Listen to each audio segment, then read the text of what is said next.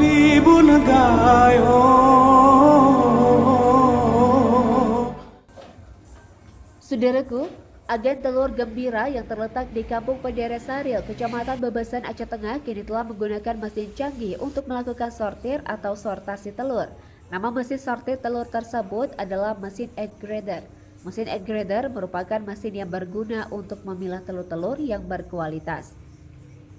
Owner agen telur gembira, Rudi, juga menjelaskan mesin tersebut memilah kualitas telur ayam berdasarkan berat dibagi menjadi beberapa berat telur.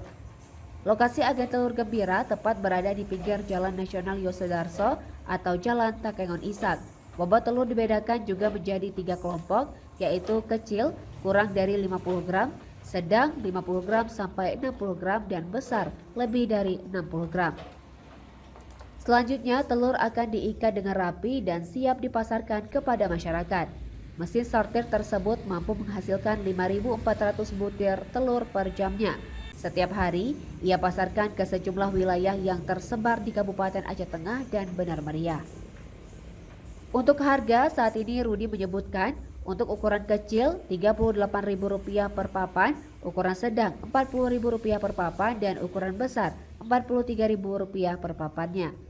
Dari Aceh Tengah, Romadani, Tribun Gayo TV.